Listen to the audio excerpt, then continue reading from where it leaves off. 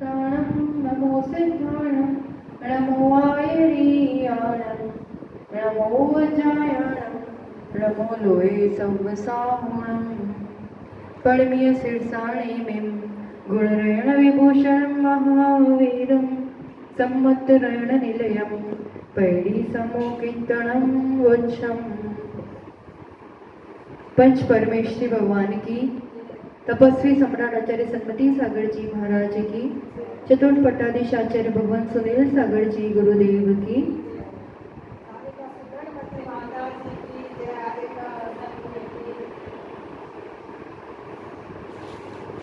इस संसार यात्रा में मोह से मोक्ष की ओर की यात्रा अपने अच्छे से यहाँ पर समझी है, बस समझ तो ली है, अब उस पर आगे बढ़ना बाकी है।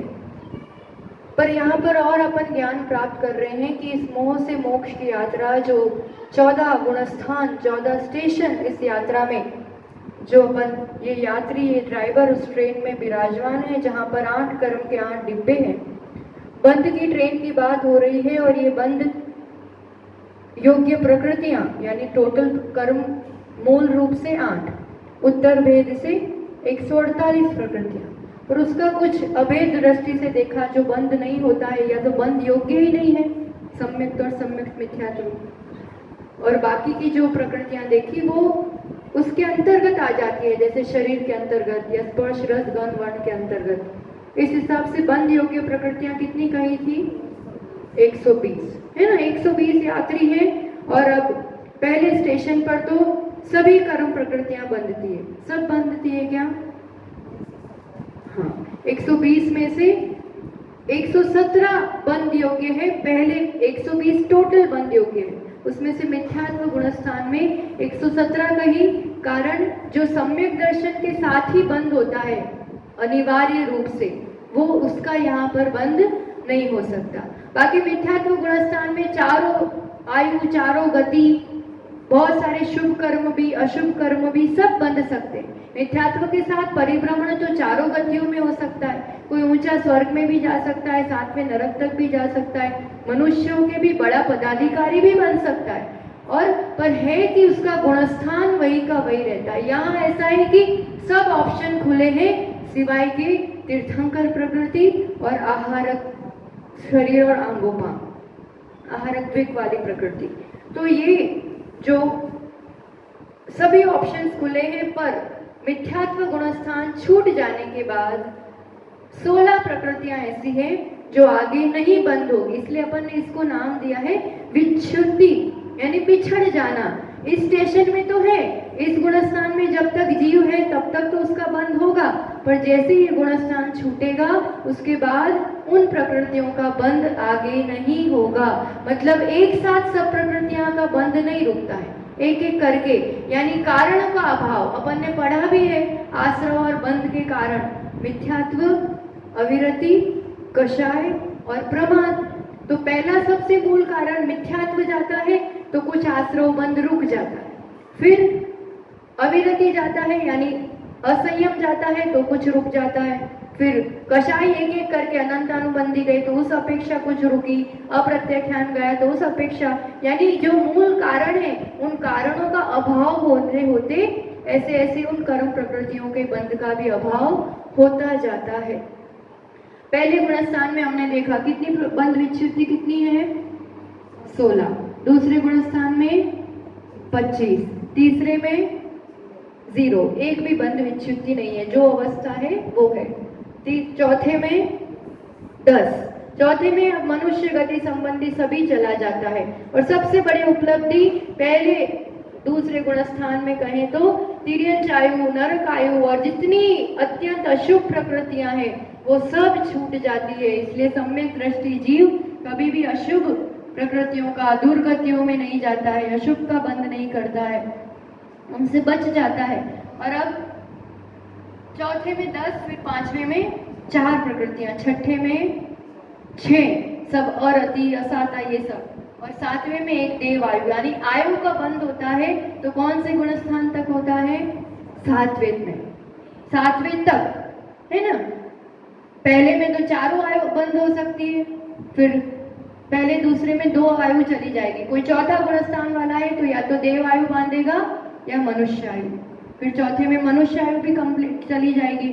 फिर एक ही बचेगी, यानी देश संयमी या संयमी, वो कोई जीव आयु बांधेगा तो देव आयु ही बांधेगा। एक ही ऑप्शन बचा है और वो भी 7वें तक है, यानी श्रेणी में आयु बंद नहीं होता है। ठीक है, तो 8वें गुणस्थान से अपना देखना बाकी है, अपन एक एक करके देख लेते हैं। पहला स्टेटस देखें अपन पहले। 7वें गुणस्थान में अबंध प्रकृतियां 61 थी, है ना। बंध योग्य 59 और बंध विच्छिन्न थी सिर्फ 1 देवाई। अब अपन 8वें गुणस्थान से स्टार्ट करते हैं। यहाँ पर स्टेशन देखेंगे।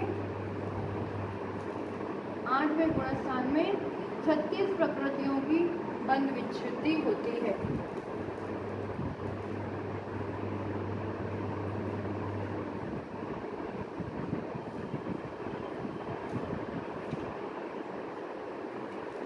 यानी सबसे ज्यादा प्रकृतियां कौन से गुणस्थान में बंध विच्छिन्नता होती है? 8वें गुणस्थान में। अपूर्वकरण परिणामों की व्यवस्था देखो तो यहाँ पर एक साथ नहीं जाती है। अपूर्वकरण अंतर्मुठ समय होता है, अपन ने देखा था, पर उसके भी भाग भाग हो जाते हैं। तो अब सबसे पहले अपन अबंध प्रकृति देखें तो सीधा है, ये 61 प्लस बंध विच्छिन्नता वाली एक आ जाएगी, इसलिए 62 हो जाएगा, है ना। ये इसका फॉर्मूला ध्यान रखो। अबंध में पहले का अबंध प्लस पहले की बंध विच्छिन्नता, ये फॉर्मूला हो जाएगा। उसमें कदाचित कोई विशेष कारण है, जैसे तीसरे गुणस्थान में आयु बंध नहीं होता है या 7वें में आहार द्विक बंद होता है, कोई विशेष कारण में फर्क पड़ेगा। बाकी मूल फॉर्मूला रहेगा पहले के गुणस्थान की अबंध लेना और बंध विच्छिन्नता लेना, उन दोनों को ऐड करेंगे तो उस गुणस्थान की अबंध का रेशियो आ जाएगा। और बंध योग्य कैसे आती है फिर? 120 माइनस अबंध, तो ये इज इक्वल टू बंध योग्य प्रकृति आ जाएगी। और बंध विच्छिन्नता कितनी, तो उसका कोई फॉर्मूला नहीं है, ये दिया गया है, आचार्यों द्वारा बताया गया है हमारे लिए। तो यहाँ 36 प्रकृतियां हैं। तो सबसे पहले अपन ज्ञानावरण देखें,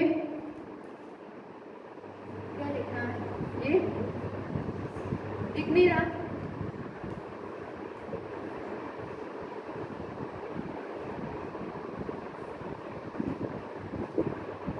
फिर से लिखें। ये 7वें का है ना। अब 8वें की बात करेंगे अपन, ये 7वें का। अभी 8वें गुणस्थान में 61 प्लस 1 करेंगे तो 62 हुआ, और यहाँ पर 120 माइनस अबंध करेंगे तो 62 में से तो 58 हो जाएंगे। 8वें गुणस्थान की बात करते हैं यहाँ से। अब बंध की बात करेंगे यहाँ पर। अब बंध विच्छिन्नता पहले वो देख लेते हैं। बंध विच्छिन्नता में एक कुछ भागों में बंध विच्छिन्नता होती है, एक साथ 36 प्रकृतियों की नहीं होती। तो पहले समय में या पहले भाग में उनमें टोटल 7 भाग किए, जो टोटल टाइम है ना अपूर्वकरण का, तो उसके कार्य की अपेक्षा उसके 7 भाग किए। तो पहले भाग में देखें, ज्ञानावरण अभी तक बंद हो ही रहा है, एक भी कर्म प्रकृति की विच्छिन्नता हुई ज्ञानावरण में नहीं हुई है। दर्शनावरण में हुई, किसकी? 3 बड़ी निद्राओं की विच्छिन्नता हुई दूसरे गुणस्थान में, है ना। तो अब यहाँ पर बाकी की 2 जो, क्योंकि अब अप्रमद से श्रेणी वाली अवस्थाएं हैं, अब निद्रा का बंध नहीं होता है, तो निद्रा और प्रचला ये 2 जाएंगी प्रथम भाग में।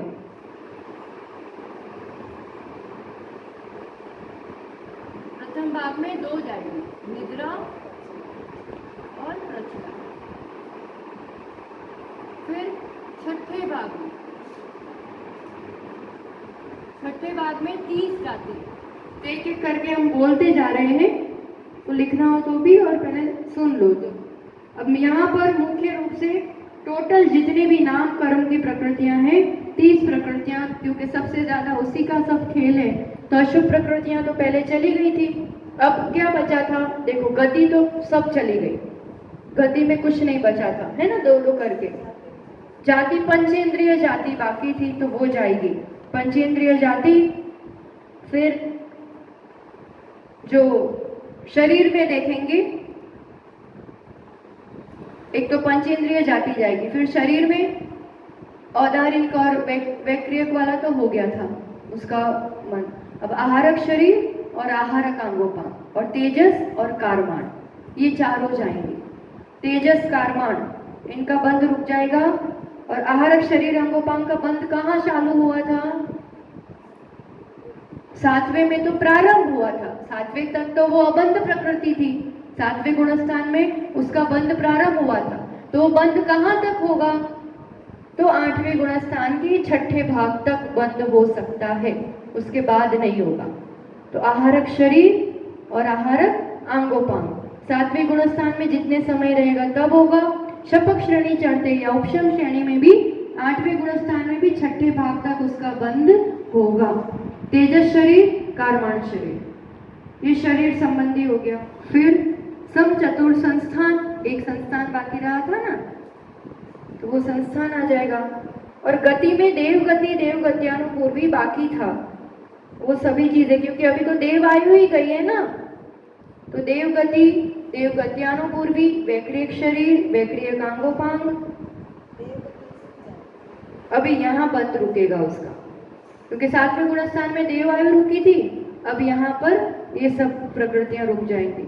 देवगति, देवगत्यानुपूर्वी, वैक्रियक शरीर, वैक्रियक अंगोपांग,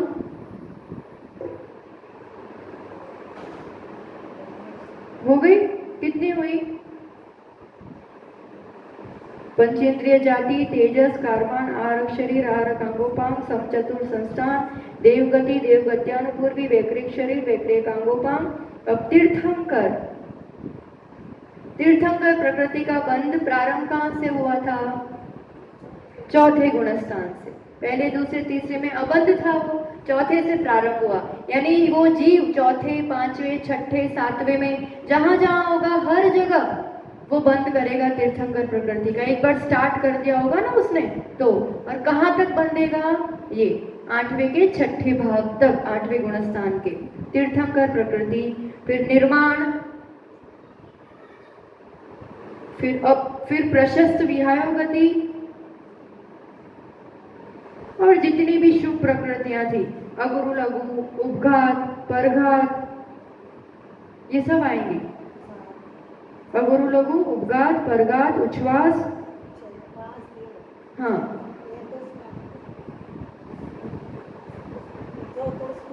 आताप उद्योग तो गई, पहले में ही आताप चला गया था, दूसरे में उद्योग चला गया। तो तीर्थंकर, निर्माण, अब चार में कौन कौन से आएगी? अगुरु लघु, उपघात, परघात, उच्छ्वास, चार आ गई ना, ठीक। फिर स्पर्श, रस, गंध, वर्ण, ये भी आएंगी। अब युगल बचे, युगलों में सभी अच्छी अच्छी वाली, त्रस, बादर, पर्याप्त, प्रत्येक शरीर, स्थिर, शुभ, सुबह, सुस्वर आदि, 10 एक एक एक है ना, फिर से बोल दे रहे हैं, त्रस, ठीक है ना। तो युगल में जो 10 युगल थे उसमें एक एक जो अच्छी वाली थी, त्रस, बादर, पर्याप्त, प्रत्येक, स्थिर, शुभ, सुबह, सुस्वर आदि। इस रूप से 30 प्रकृतियां छठे भाग तक बंद होता है, इसके आगे बंद नहीं होगा।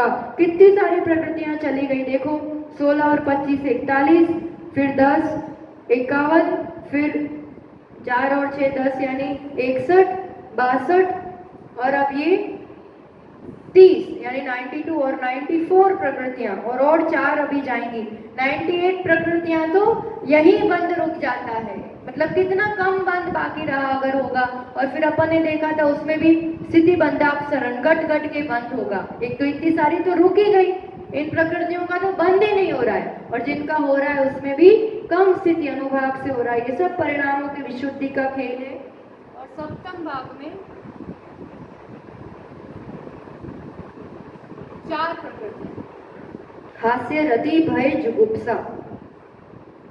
वेद तो स्त्री वेद, नपुंसक वेद तो पहले ही चला गया था। फिर अरति, हास्य, रति, भय और जुगुप्सा, ये 4 जाएंगे। क्योंकि अरति, शोक ये सब तो छठे में ही चली गई थी ना, तब जो बाकी रही 4, वेद भी, त्रिवेद और वो दोनों खत्म हो गए थे, तो ये 4 जाती है यहाँ पर। इस रूप से 2 और 30 32 और 4 36 प्रकृतियां 8वें गुणस्थान में बंध विच्छुद्धि होती है। अब आगे के 9वें गुणस्थान का देखते हैं। इसमें भी भाग अनुरूप होता है, पहले भाग दूसरा भाग। पहले अबंध देखते हैं। अबंध में 62 प्लस 36 करें तो कितनी हो जाएंगी? 96 होंगी ना, तो कुछ तो दो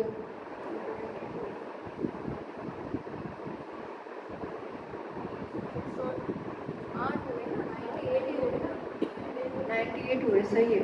और यहाँ पर 120 में से 98 जाएंगे तो 22 का बंद हो रहा है, 22 का बंद हो रहा है, और बंद विच्छुद्धि 5 की होगी। 5 कौन कौन से? तो पहला भाग, दूसरा भाग।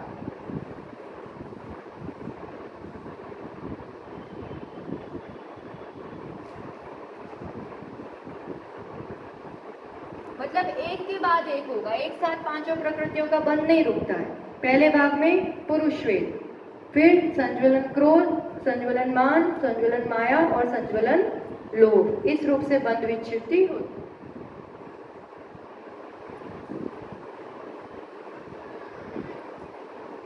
संज्वलन क्रोध जाएगा, फिर मान, माया और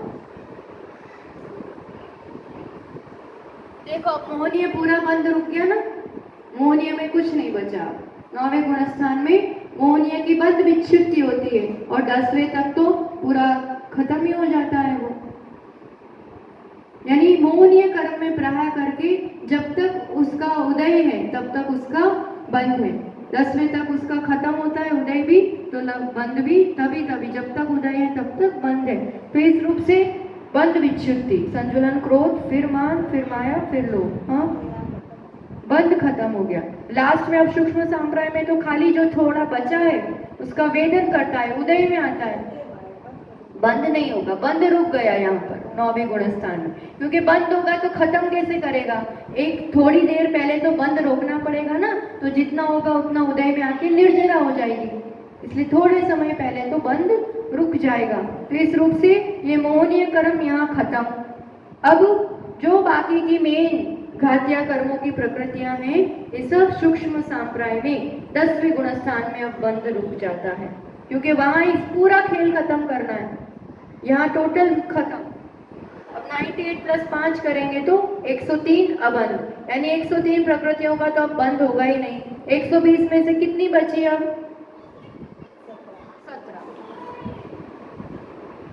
17 बची। अब 17 में से 16 की बंध विच्छुद्धि हो जाती है 10वें गुणस्थान में। 16 प्रकृतियां 17 में से, सीधा गणित है। अब 7 वेदनीय के अलावा जितना बाकी रहा सब खत्म। पहले से स्टार्ट करो, ज्ञानावरण, ठीक। ज्ञानावरण अभी तक एक भी विच्छुद्धि नहीं हुई थी, मतलब 5 कर्मों की विच्छुद्धि, बंध की विच्छुद्धि यहाँ पर होगी।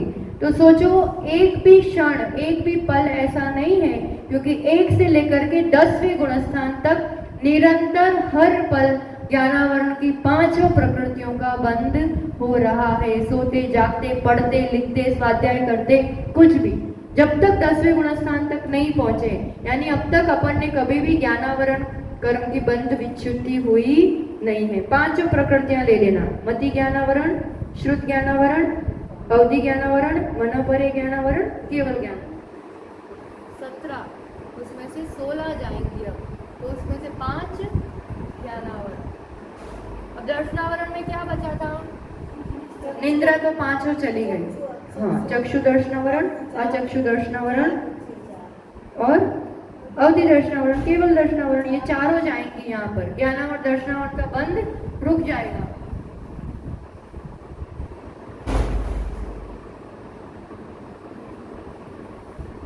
पाँच और 4 9 हो गई। अब ज्ञानावरण दर्शनावरण, फिर वेदनीय, वेदनीय में असाता चली गई थी, साता अभी रहेगी। फिर मोहनीय कर्म, मोहनीय टोटल चला गया है। हाँ, अंतराय, अब अंतराय की पांचों कर्म प्रकृतियां, दान, लाभ, भोग, उपभोग, वीर। अंतराय कर्म पे अभी तक एक भी विच्छुद्धि नहीं हुई थी, पांचों का बंध निरंतर चल रहा था, और जाएगी तो एक साथ पांचों का बंध रुक जाएगा। अब फिर क्या बाकी रहा? ये हो गई ना, 5 और 5 10 और 4 14। मोहनीय तो सब गई, एक भी नहीं बाकी है, सब 9 में 9वें में पूरी खत्म हो गई। मोहनीय गई, आयु भी सब चारों चली गई है। नाम में, नाम कर्म में एक ही बाकी रही है, बाकी सब चली गई है। यश कीर्ति, यश कीर्ति का बंध यहाँ तक होता है 10वें गुण स्थान तक।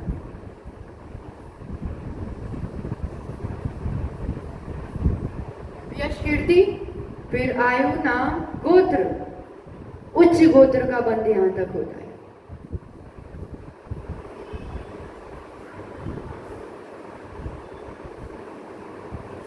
और आयु, नाम, गोत्र और अंतराय सब हो गई। ठीक, तो ये कितनी हुई? 9 5 14 15 10 14 15 16, एक बाकी रही ना।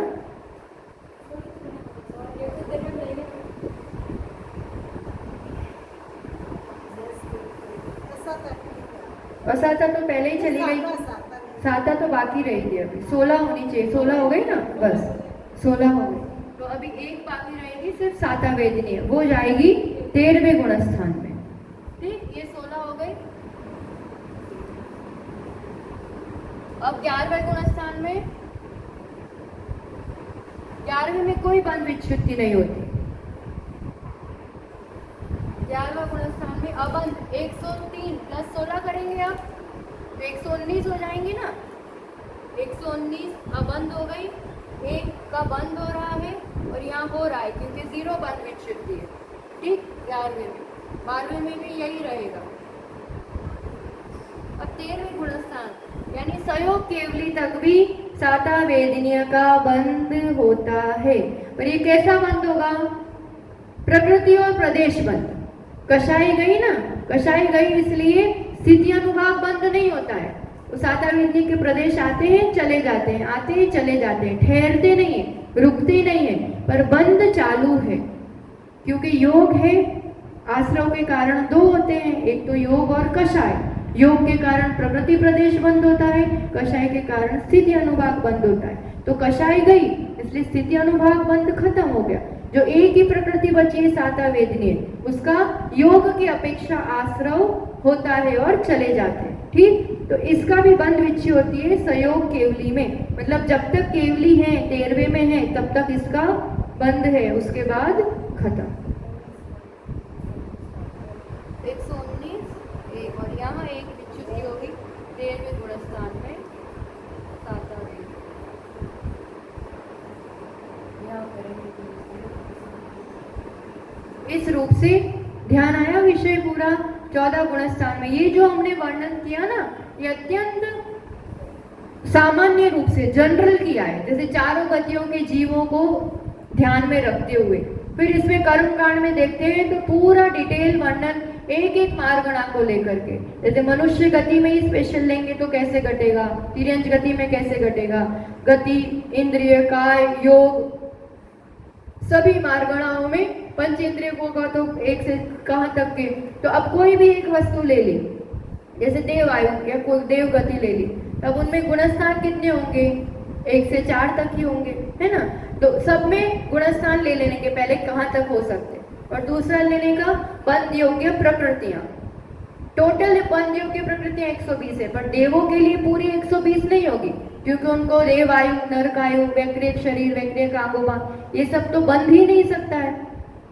तो ऐसे बंध योग्य प्रकृति निकाली जाती है, गुणस्थान निकाला जाता है, और फिर इसको ही आधार बना के इस रूप से अबंध, बंध और बंध विच्छुद्धि, ऐसा पूरा। कभी कर्मकांड पढ़ोगे या अवसर मिलेगा तो ऐसा भी पूरा इतना डिटेल नहीं जा रहा है, क्योंकि ये मेन चीज समझ में आ जानी चाहिए कि किस गुणस्थान में कौन सी जाती है। फिर उसकी योग्य पात्र अगर वहां होगा तो उसको जाएगी, अगर उस योग्य पात्र नहीं होगा तो फिर वो गिनती में नहीं आएगी। ऐसा उदय का बता रहे हैं हम, है ना। उदय की ट्रेन प्रारंभ करते हैं अपन। बंध विच्युति हुई। अब उदय 1 से 14 गुणस्थान तक। तो सबसे पहले जानना पड़ेगा कि उदय योग्य प्रकृतियां कितनी होती हैं। टोटल प्रकृतियां 148, उदय योग्य प्रकृतियां। अब बंध में कौन कौन सी प्रकृतियां निकाल दी थी बताओ। 848 में से 28 प्रकृतियां निकाली थी ना, संघात। तो इनमें से जो स्पर्श वर्ष कौन की 16 गिनी थी वो जाएंगी, बंधन संघात की 10 गिनी थी वो जाएंगी, यानी 26 तो उदय योग्य नहीं है। पर सम्यक्त और सम्यक्त मिथ्यात्व उसका उदय आता है कि नहीं आता है? आता है। इसलिए उदय योग्य प्रकृतियां, ट्रेन अपन प्रकृतियां वो तो वही रहेंगी, यहाँ पर बदल जाएंगी। ज्ञानावरण की तो वही 5, फिर 9 दर्शनावरण की 2 वेदनीय, यहाँ 28 हो जाएंगे उदय, क्योंकि सम्यक्त और सम्यक्त मिथ्यात्व का भी उदय होता है और बाकी का वही रहेगा। तो उदय योग्य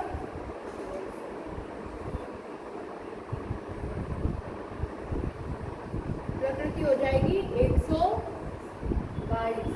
ठीक है, डिब्बे वही 8 है, यात्री 122 है। अब ये भी किस गुणस्थान में किसका उदय पाया जाता है, कहाँ तक, इसमें भी 3 बातें आएंगी, अनुदय, उदय और उदय विच्युति। यानी कुछ प्रकृतियों का उदय हो ही नहीं सकता उस गुणस्थान में, कितने का उदय होगा, और कुछ फिर उसके आगे छूट जाएंगी, वहीं तक उसका उदय होगा। तो यहाँ पर अपन समझते हैं एक एक का।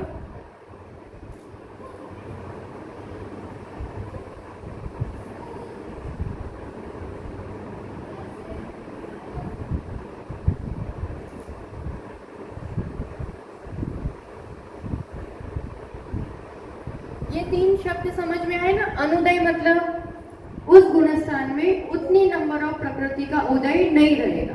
उदय मतलब उतने का उदय संभव है, होगा ही जरूरी नहीं, जो जिस गति में होगा, जिस रूप से होगा, पर संभव है। और विच्युति मतलब उसके आगे उदय नहीं ही होगा, यहाँ बिछड़ जाएंगी वो प्रकृतियां। तो अपन यहाँ गुणस्थानों में देख लें, अगर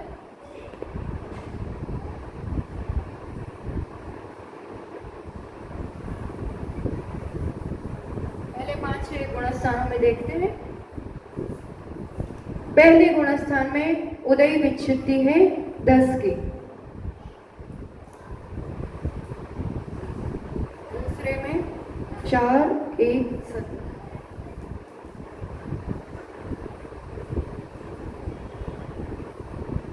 8, 5, 4। इतना देखते हैं अपन आज। अभी अनुदय प्रकृतियां हैं यहाँ पर पहले गुणस्थान में।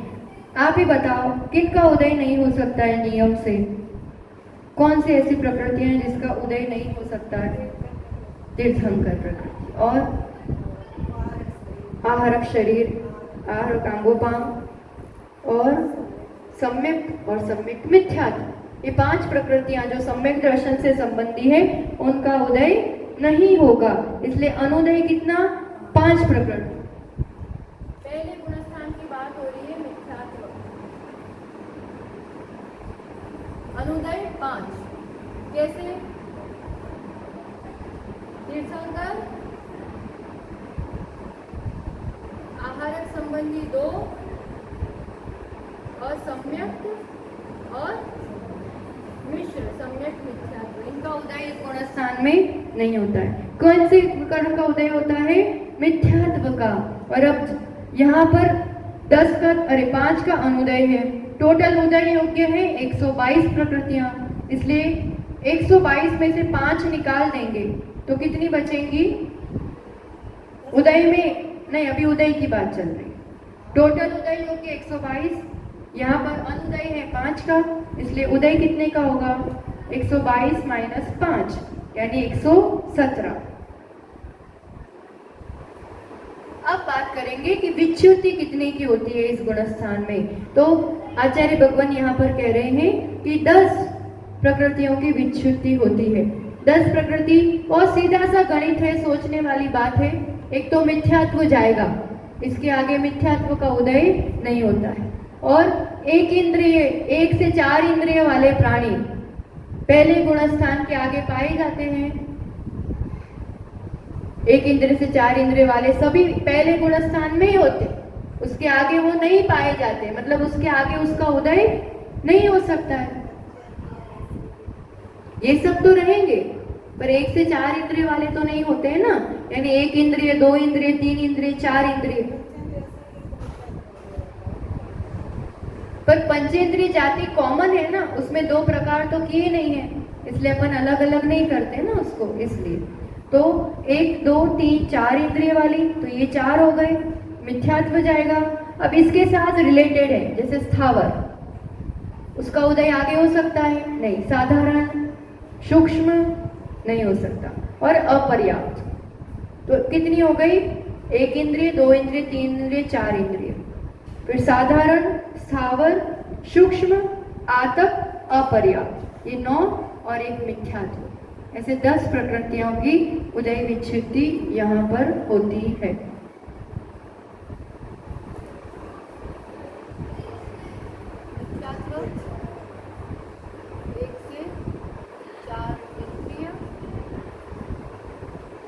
उदय में बहुत आसानी से समझ में आएगा, क्योंकि दिखता है ना फल इसका, कौन जीव कहाँ तक पाया जाता है, तो तत्संबंधी उदय, उदय यानी जिसका फल दिख रहा है, जो उदय कर्म अब यहाँ पर फल दे करके जाते हैं, तो वो जहाँ दिखेगा, तो 1 इंद्रिय से 4 इंद्रिय यहीं रहते हैं, उसके आगे होते नहीं है, और 1 इंद्रिय से संबंधित स्थावर, साधारण, सूक्ष्म, अपर्याप्त।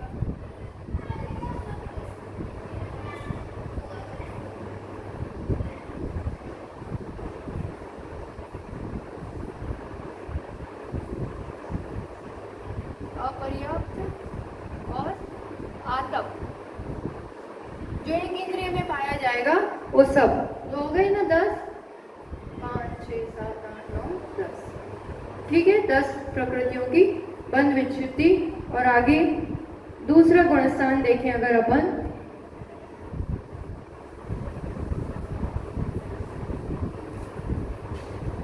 दूसरा यानी सासादन गुणस्थान। सासादन गुणस्थान जो सम्यक से गिरते हुए रहता है, तो वहां कोई उदय अब होगा तो किस प्रकार से होगा, तो अनुदय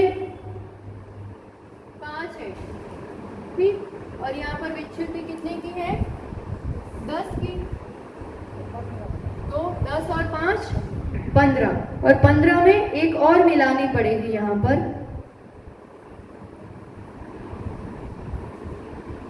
ये कौन सी है, तो कहते हैं, हमने बताया था सासादन गुणस्थान में नियम है कि कोई जीव वहां पर मरण करके, मतलब नरक गति में जन्म नहीं होता है सासादन गुणस्थान के साथ। अब नरक गति में जन्म नहीं होता है मतलब नरक गत्यानुपूर्वी, इस कर्म का उदय इस गुणस्थान में नहीं हो सकता है, तो वो अनुदय प्रकृति हो जाएगी इस गुणस्थान के लिए, अनुदय।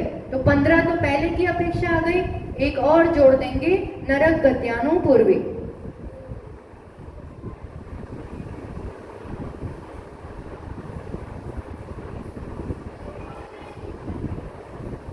आचार्य भगवान कितनी छोटी छोटी बातों का यहाँ पर कितना स्पष्टीकरण हो जाता है, कौन कहाँ जा सकता है, क्या उदय हो सकता है, एक एक बातों का ध्यान रखते हुए यहाँ पर बता रहे हैं। तो अब उदय की बात आएगी, ठीक, तो 122 में से 16 जाएंगी, तो कितनी हो जाएंगी, 106। अब यहाँ पर विच्छुद्धि कितनी प्रकृति की है, तो कह रहे हैं कि 4 प्रकृतियों की यहाँ विच्छुद्धि होती है। आप आसानी से बता सकते हो कौन सी जाएंगी यहाँ पर 4, इसके बाद उदय नहीं पाया जाता है। अनंतानुबंधी, क्रोध, मान, माया, लोभ, ये तो अपन ने अब गुणस्थान देख लिया ना, किसके उदय से कौन सा गुणस्थान बनता है। अब मिथ्यात्व यहीं तक हो सकता है, आगे नहीं, अनंतानुबंधी दूसरे तक ही होती है, आगे उसका उदय नहीं ही हो सकता है, तो अनंतानुबंधी 4 का शब्द।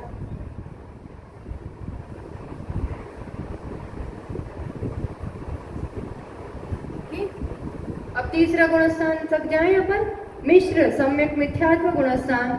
यहाँ पर जो पहले की अनुदयी है 16, अब उसमें 4 ये ऐड करेंगे तो हो जाएंगी 20।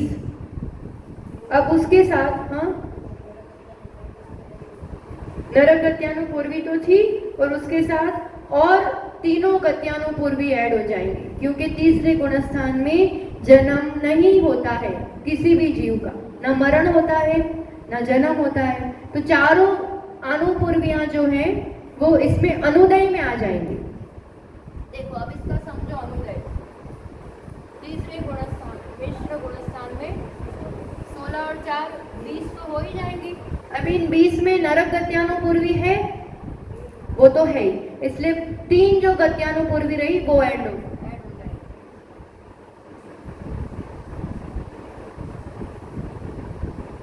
3 गत्यानुपूर्वी, तो ये कितनी हो गई 23। 20 हुई ना, 16 प्लस 4 20 हुई। उस 20 में नरक गत्यानुपूर्वी है, इसलिए 3 और ऐड करी तो 23 हुई। अब इस 23 में सम्यक मिथ्यात्व प्रकृति भी है, पर ये प्रकृति इस गुणस्थान में तो उदय में आ जाती है, इसलिए उसको अनुदय से निकाल देंगे और उदय में डाल देंगे। तो 23 में से और एक अब माइनस करेंगे, क्योंकि सम्यक मिथ्यात्व पहले गुणस्थान में ही ली ना अपन ने, वहां से चली आ रही है। तब ये 23 में से और एक माइनस करेंगे सम्यक मिथ्यात्व, इसलिए टोटल यहाँ पर जो हो जाती है 22 अनुदय। 22 अनुदय होंगे, इसलिए उदय योग्य सीधा 100 प्रकृति आ जाएगी। 122 में से 22 जाएगी। गणित समझ में आया कैसे किया? ये तीसरे गुणस्थान में थोड़ा अलग तरीके से अनुदय निकाला है, क्योंकि उन 2 नियम लिख लो। उस गुणस्थान में जन्म नहीं होता, इसलिए अनुपूर्वी का अनुदय, और अब इस गुणस्थान में सम्यक मिथ्या तो उदय में आ गया, इसलिए उसको अनुदय में से उदय में डाल दिया। तो उदय योग्य 100 प्रकृतियां, अनुदय 22, और विच्युति होती है यहाँ पर सिर्फ एक प्रकृति सम्यक मिथ्यात्व। यहाँ तक उदय में रहेगी और इसके आगे नहीं रहेगी, सिर्फ एक ही विच्युति।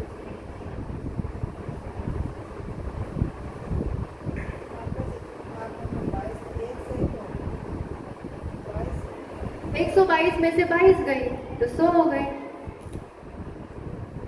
ठीक है ना। और एक ही जाएगी सम्यक मिथ्यात्व, यहाँ पर उदय रहेगी पर इसके आगे उसका उदय नहीं रहेगा।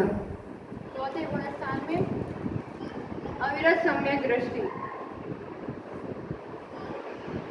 इसमें आप जैसे श्रावक है, अब अपने कितनी कितनी उदय में होती है वो देखना चाहिए, है ना।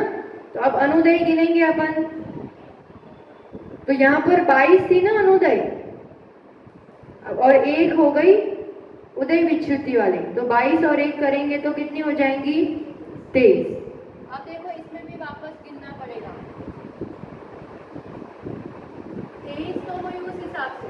और यहाँ पर चौथे गुणस्थान में सभी अनुपूर्वी उदय में आ सकती है वापस, इसलिए उनको माइनस करना पड़ेगा। अनुपूर्वी चारों, ठीक, या तो कोई भी गति का जीव जन्म ले सकता है ना चारों में से, तो 4 अनुपूर्वी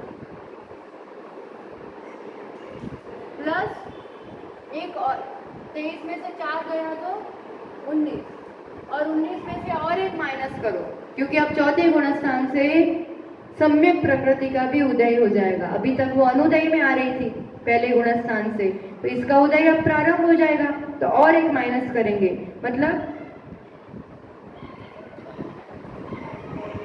अनुपूर्वी 4 और सम्यक प्रकृति 23 में से 5 जाएंगे तो 18 अनुदय कितने का हो गया 18, तो 122 में से 18 जाएंगी तो 104। अब यहाँ विच्युति कितने की होती है 17 प्रकृति की विच्युति होती है, उदय विच्युति होती है 17। सीधी बात है, चौथे गुणस्थान के बाद देव और नारकी नहीं होते, वो चौथे तक ही होते हैं। तो उस संबंधी जितनी प्रकृतियां हैं ना, जैसे वैक्रियक शरीर, वैक्रियक अंगोपांग, इन सब का चौथे के बाद उदय हो सकता है। देवायु, नरकायु, देवगति, नरक गति, इन सब का उदय, हाँ क्या हो गया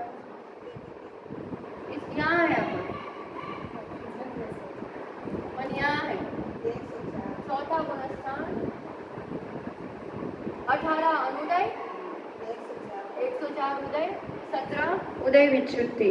तो 17 क्यों ले रहे हैं अपन? यहाँ पर देखो देव और नारकी इसके बाद नहीं पाए जाते, तो उनके संबंधित जितनी प्रकृति होगी उनका उदय यहीं तक होगा, उसके आगे नहीं पाया जाएगा। इसलिए देव देव आयु नरकायु, देव गति देव, हाँ देव गति नरक गति, देव गत्यानुपूर्वी नरक गत्यानुपूर्वी, व्यक्रियक शरीर व्यक्रियक आंगों, कितनी सारी हो गई देखो, नरकायु देवायु 8 हो जाएंगी टोटल। फिर नरक गति देव गति, नरक गत्यानुपूर्वी देव गत्यानुपूर्वी, व्यक्रियक शरीर व्यक्रियक आंगोपांग 8। इन 8 के साथ फिर और मनुष्य गत्यानुपूर्वी और तिर्यंच गत्यानुपूर्वी ये भी चली जाती है, क्योंकि जन्म तो इसी गुणस्थान में होता है, इसके आगे की गुणस्थानों में जन्म होता नहीं है। तो ये जाएंगी 10 प्रकृतियां।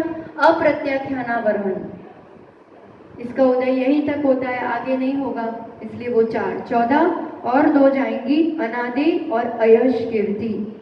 अयश कीर्ति यहाँ से जाती है, मतलब आप व्रती संयमी बन गए तो सब जगह आपका सम्मान होने वाला है, प्रशंसा होने वाली है, गुणानुवाद होने वाला है। उदय ही नहीं होता है अयश कीर्ति का चौथे के बाद। और अनादि, आदे में क्या था? सब आपको बहुमान, सब आपको मानेंगे, आपकी कीर्ति और तेज रहेगा। तो ये दोनों यहाँ पर चली जाती है। उदय का अभाव, उदय विच्छुत्ति, 4 अप्रत्याख्यान,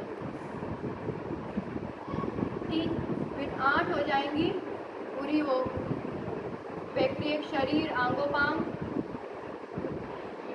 देव आयु गति गत्यानुपूर्वी, नरक आयु गति गत्यानुपूर्वी, ऐसे सब हो। और 2 हो जाएंगी मनुष्य और तिर्यंच गत्यानुपूर्वी, और बाकी की रही और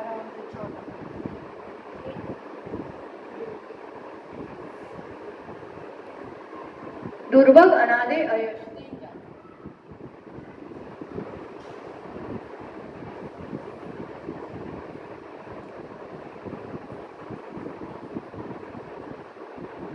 मतलब ये बहुत सोचने वाली बात है कि अगर आप सच में एक देश संयमी सम्यक दृष्टि जीव है या व्रती संयमी मुनि, उनके ये समझ में आया 4 अप्रत्याख्यान, 8 व्यक्रियक व्यक्रियक शरीर मतलब आंगोपांग, फिर देव गति देव आयु देव गत्यानुपूर्वी, नरक गति नरक आयु नरक गत्यानुपूर्वी, टोटल 8 हो जाएंगे। फिर 2 में मनुष्य और तिर्यंच गत्यानुपूर्वी, और 3 में दुर्भग अनादि और अयश कीर्ति, मतलब 5वीं गुणस्थान वाले या मुनिराज के लिए कभी भी अयश नहीं होता है, उनके लिए सम्मान आदि। दुर्भग यानी कोई पसंद नहीं करे, ऐसा हो ही नहीं सकता, वो पसंद किए जाते हैं, प्रिय लगते हैं, सबके चर्चा में रहते हैं, यश रहता है और सबके द्वारा बहुमान को प्राप्त होता है दल संयमी या मुनिराज, क्योंकि इसका उदय का ही अभाव हो गया चौथे के बाद। तो इस रूप से अपन और 5वें गुणस्थान से आगे कल उदय का प्रसंग देखेंगे। इतना हो गया ना 17 प्रकृति, हाँ ठीक, और देख लेंगे, कुछ होगा तो पूछ लेना, अपन इसका और चर्चा कल करेंगे। पर इस पर ज्ञान भी प्राप्त करो और चिंतन भी करो, कहाँ तक किसका बंध, कहाँ तक किसका उदय किस रूप से रहता है, और ये सब तो अपने आप चलता है। अपना काम विशुद्धि बढ़ा के गुणस्थान आगे बढ़ाना, तो अपने आप ये यात्री जो है कर्मों के वो पीछे छूटते जाएंगे और अपन आगे अपने गंतव्य स्थान तक बढ़ते जाएंगे। तो हम भी अपनी मंजिल को प्राप्त करें इसी मंगल भावना के साथ। जय बोलो आचार्य रोगन सुनील सागर जी गुरुदेव की, जिनवाणी के ज्ञान से सूझे लोकालो, सो वाणी मस्तक नमो सदा दे तुम दो। हे जिनवाणी भारती तो हे जपो दिन रहे, जो तेरा शरण आ गए सो पावे सुख चैन बात। द्वादशांगमयी जिनवाणी माता की जय। आचार्य रोगन सुनील सागर जी गुरुदेव की।